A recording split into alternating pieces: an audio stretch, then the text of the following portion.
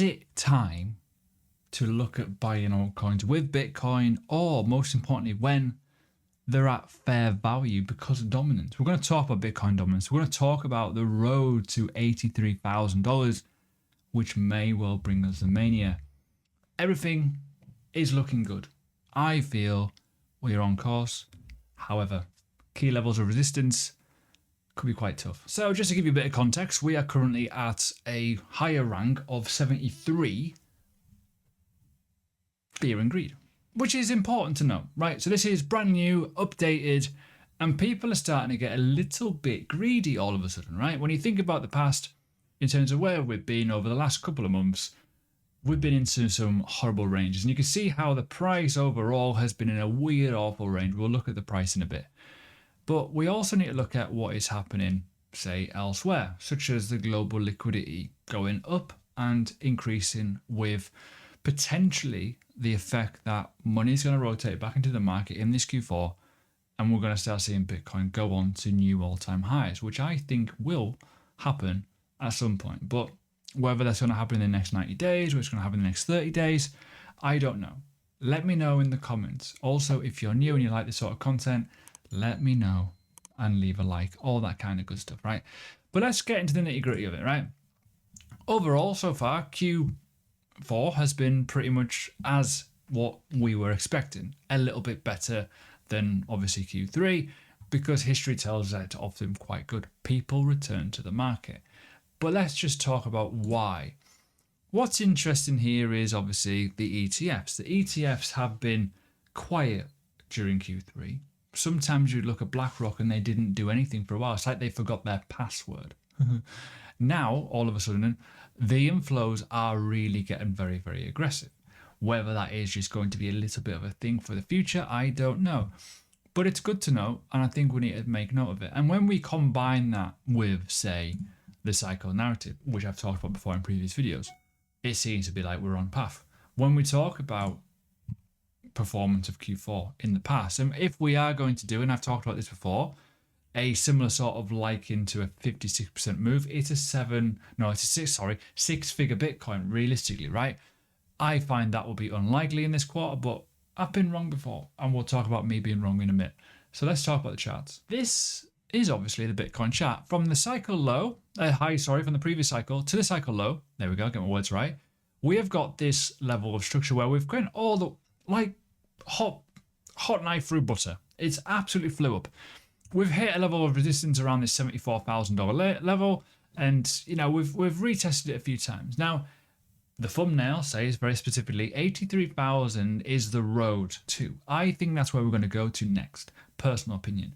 Now, why is this important? Because I think, my opinion is, if we do a move like this again, where we are literally going to do a big move and we're going to get multiple candles going to the upside, we're going to start seeing a bit of hype going into the market, right? And that would lead us to, like, as I say here, like if we're going to repeat that sort of type of move, it's going to give us a very, very big kind of situation. Obviously, 72% move, $48,000 on the tape, boom.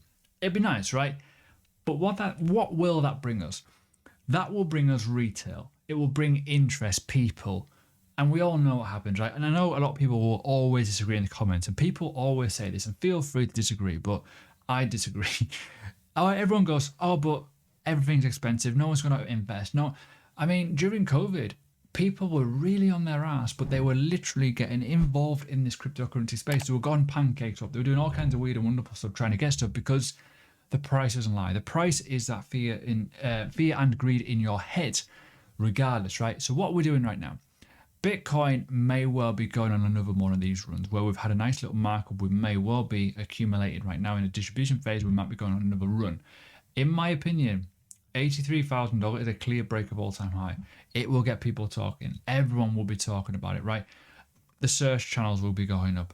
Bloomberg will be talking about it. Be on BBC and all kinds of stuff, and people will be talking about it. And that will bring us the same behavior that happened in the previous kind of start of this year, where, I'll talk about it, altcoins bounced. You can't see much of it here. I've talked about it before, but we did a little bit of a move here and we went much, much higher. This is one of the charts we need to look out for in terms of when should we be buying altcoins, and when is the accumulation phase happening? In my opinion, meme coins are ruling the roost. A bit of AI going in there as well, but there is opportunities here. Now, buying at these lows, which is where we are right now, is interesting for me. The area of where we need to really pay attention to is the 0.5 level, right? If we're looking at this is going to tell us when we are going to go into an alt season, in my opinion. But we also need a risk and chance on good orders of solid altcoins that you believe will do all right, whether they can get members in, users, protocols work. Now, for me, altcoins are very much wishy-washy. A lot of them are shit, but some of the ones with good users will do very, very well. And this is where it's important to note in looking at this total 3/BTC. Total 2/BTC is also the same. We are really dropping, and the structure is telling us, well, right now, we're probably going to go a little bit lower because dominance of Bitcoin is really ruling the roost, which is why it's not probably the best time to buy altcoins, but it's also a great time to research, to look at what's happening, and maybe put some orders in. Now, I know I'm going to confuse you. You need to look at the BTC pairs, right? Because what if, right, and this is where you're going to get confused. We may well find that this goes down. This is the BTC pair of the total 2. If this goes down, it equals that Bitcoin is more dominant than your altcoins. And maybe, for example, let's look at Ethereum, for example, right? Ethereum is going to keep going down lower. That's totally whatever, right?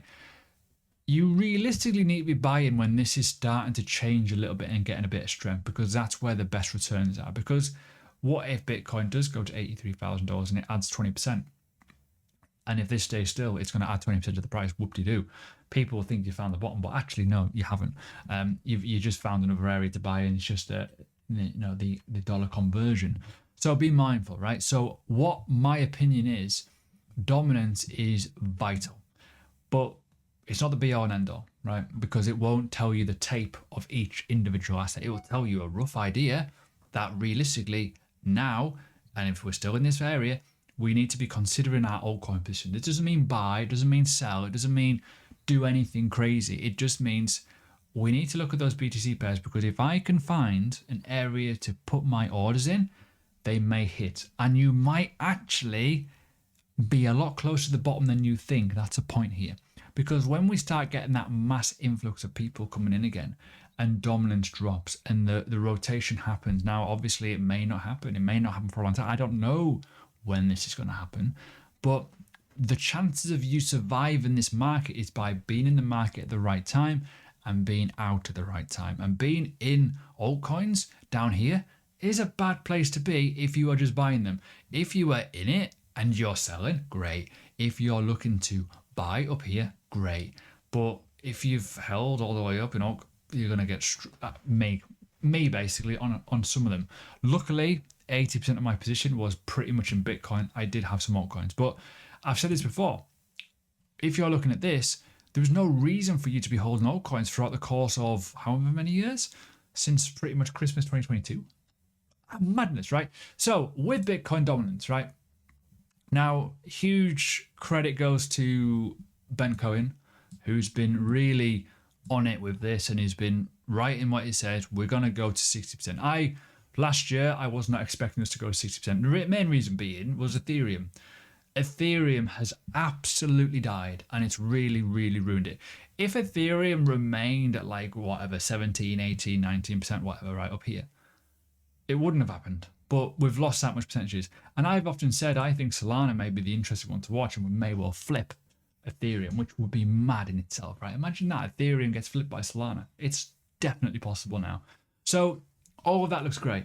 The reality is here, though, you're probably wondering, well, why does this all matter? Because eventually, as I said before, there will be a leg up. And this leg up will then go into levels of real interest. And people will look at Bitcoin as a psychological element and go, that's too expensive. I want to buy X coin. I want to buy the meme coin. And you'll get this retail-driven factor of idiotic behavior, which you may relate to. Let me know again in the comments if you relate to this. If you bought at a stupid time, what did you do? Why did you do it? Why are you still here? Right? And stuff like that. Because you will find people will want to buy something. And yes, you can look at a lot of these altcoins and think these are really good value because they've not had the mania yet. You can look at meme coins right now and go, right, which meme coin has not had a absolute bull cycle?